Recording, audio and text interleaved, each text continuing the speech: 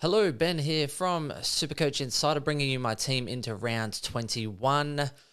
Thank you for joining us on this journey. I do apologize. You might have noticed this week there hasn't been a stream. There hasn't been a little shit talk stream pod with Swizz and Chris and myself. So I do apologize for that. Basically, real big reasoning. It's not the fact that Swizz was absolutely shit-faced that night, but my partner had COVID Sunday, so I was on baby duties Monday, Tuesday, Wednesday. Baby got COVID yesterday, and I've tested positive this morning. So I'm going for round 2 on the COVID train. The reason I'm putting this out, I was going to hold off until teams announce, but I've got a sore throat, and if anyone noticed how bad I sounded last time, I want to get in early. And I want to get in early, talk about my team. I can't really make trades anyway, so I can't really give you much insight there, but I figure best to talk while I can and while I sound normal. I tried to drown out my sorrows last night with a little bit of whiskey. I was going for the milk and honey last night. Red wine cask. It's a really nice Israeli drop for anyone that hasn't gone there before. Obviously, drowning it out with whiskey didn't work yesterday. So, look, this is where we are. Chris and Swizz were very upset. I was less upset because I was absolutely, shit-talking Swizz during the Lions-Richmond game. I think it was about halfway through, and I was like, hey, Swizz, I hope you didn't pay for these tickets, and I was just absolutely giving it to him on the chat. And then later in the game, I was like, uh-oh, hang on, game on here. And, to go down and lose, Swizz, let's just say I blocked him for all communications for the next 8 hours after that. So I get what I deserve. Go on the early crow. Unlike me, the early crow. So before we move on, though, SC Insider 100, you can find us on Facebook, Twitter, Twitch, and on TikTok. Also, all the audio platforms as well, so Spotify, SoundCloud, Stitcher, you name it. And on YouTube, please do like, subscribe, follow us, Supercoach Insider. Today also brought to you by, we've got splashvodka.com.au. So we've got the watermelon and pomegranate, as well as I think it's the orange one's probably my favorite. Also shout out as well. So real quicker shout outs today. Also Manscaped. So Manscaped has supported us for quite a few months now. SC Insider 100. Go to manscaped.com. Get yourself 20% off and free shipping, and continue to support those that support us. So my week, I scored 2,421. So it's funny, the week before I scored 2,420. This week I scored 2,421. So maybe I can do better than that coming forward. My rank did drop a little bit, which I kind of expected. I'm trying to sort of hold strong a little bit. Had a good captain score this week, which I'll get into. But I've slid down 16 places. And I'm not surprised because when it comes into a nutshell, it's Dawson, it's Sinclair, and it's Zach Merritt, Brayshaw, these kind of, unique players that are just killing me at the moment. So let's get into it. Let's just get into it and go. Also, if you have any thoughts about what we should do for the end of season, please do let me know. And we can sort of facilitate that.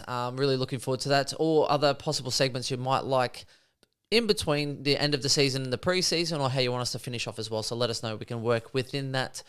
All right, so the week just gone, I had the VC on Clary, which was pretty bad because I was going to have the VC on Took, and I was going to have the captain on Neil. Now, everyone, was...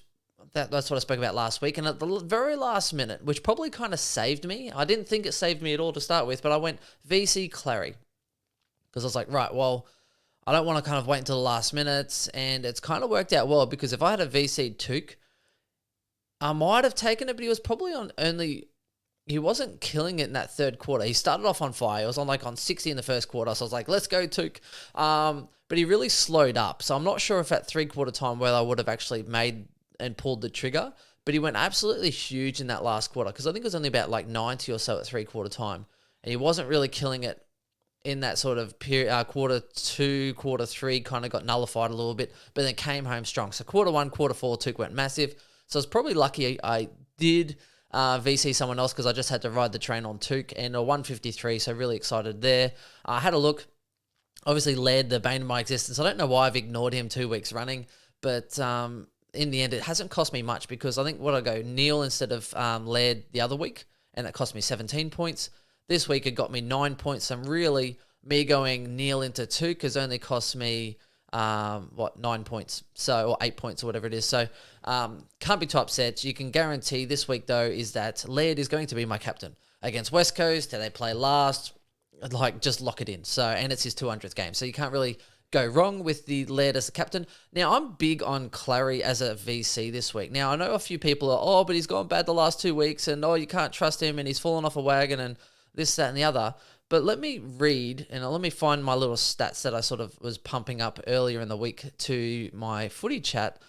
He has to be a lock for VC because Collingwood leak points in the midfield. Now, Collingwood are very great. They're good defensively. They're a good team. They are cool under pressure.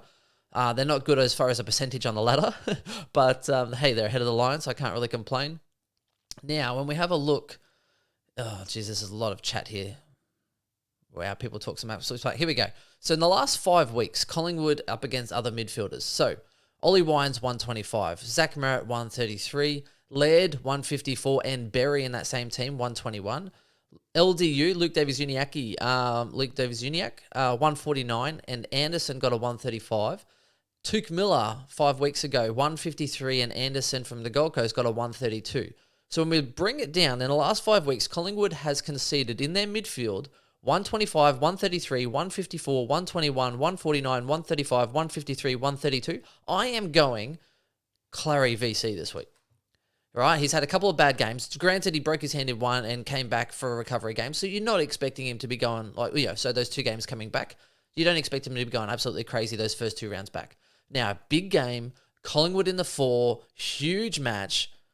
Right? I see Clary bringing it this week. He's definitely going to be bringing it this week. So for me, it's a no-brainer. Clary VC into Laird, the simplest decision you can ever make for this week. So there are some other considerations. I did consider looking at, let me just bring up the games, Hawks and Suns. So I did consider Tuke against Hawthorn. Hawthorn also have a pretty weak midfield compared to other ones that sort of leak quite a few points. The only issue is that this is in Tasmania. So look, I think it's okay. I don't mind, going a Tuke Miller, but I just think as far as, when you look at consistency and points scored, the top 2 scorers in the comp, I think, are Laird and Oliver. So I think they're probably the safest bets. They're probably ones that more people are going with. Otherwise, I have considered looking at Tuke as another option there. If I had a late loophole option, I'd also be considering Mills. Now, Mills played North at Marvel. So Sydney should probably dominate that one as well. So Mills for me was probably going to be the other one, but I don't have a late loophole option. Now, if you had a Carlton, or actually no, even then I think you probably need later because they play 1:10 p.m. on a Sunday. So you pretty much need a West Coast Eagle or an Adelaide loophole player if you wanted to make that work. Betting against North and West Coast is always a good gamble. So I don't mind that as well. I don't have a late loophole. So I think for me, Clary, again, the amount of points that Collingwood has conceded in their midfield, I think that's probably the safest bet for this week. So this is my team. I was a little bit upset. Bloody Himmelberg playing forward. Let that be a lesson to you. Started off in the first quarter, kicked a goal, and I was like, he's up to like 24 Supercoach points early. Maybe this could be a good thing. But no, it was horrible. Did nothing for, I think it was a quarter and a half.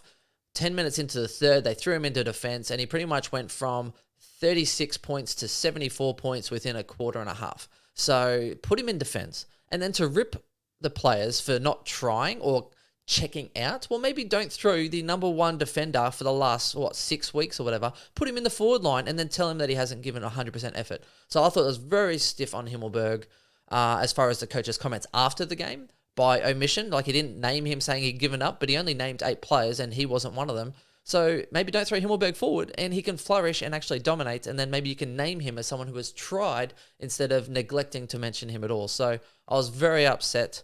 It was just my luck as well, knowing that he would just play forward. So I brought him in, he got 130, so I'm tooting my own horn here, thinking that, geez, this is great. And then he obviously played forward. So a little bit upsetting there. Cornelio out last week. I was very lucky I had that loophole swing. So again, when I used, I think it was my last 2 trades, I went Ware down, brought Bontempelli in. Now, at that point, I was like, Ware, I have no cover. In the end, it's kind of worked out similarly because Hewitt is still out, so I would have had to trade him anyway. I would have played Ware for a couple of weeks instead of Hewitt. I still would have had to burn that trade. And I would have had Cornelio out, so I still would have had to burn that trade again. So in the end, I think the decision that I made to have a Heaney loophole player has actually benefited. And trading out Hewitt with that one trade I had has also benefited. So these are ones that are very much a 50-50 call. The only thing I wish I had trades, because I would have got in Marshall, obviously, as we spoke about. If you have trades and you have money, Marshall's a great price point, number one ruck, all the rest of it, and he just dominated, absolutely dominated. So, look, if you had trades and you made that decision, shout out, let us know, because kudos to you. That's the part that's probably hurting me at the moment. Now, I can't complain. I've got a high rank. I'm trying to go for rank, so I use all my trades early to try and stay towards the top of the tree and try and hold on to a top 500 or whatever I can try and get my hands on ranking for the season.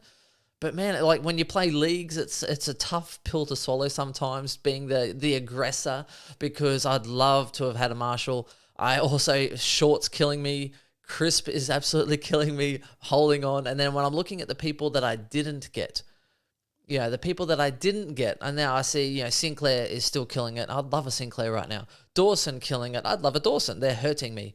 Then when you have a look at Steele, who I probably would have liked to have got, and the other one is Zach Merritt, keeps killing me.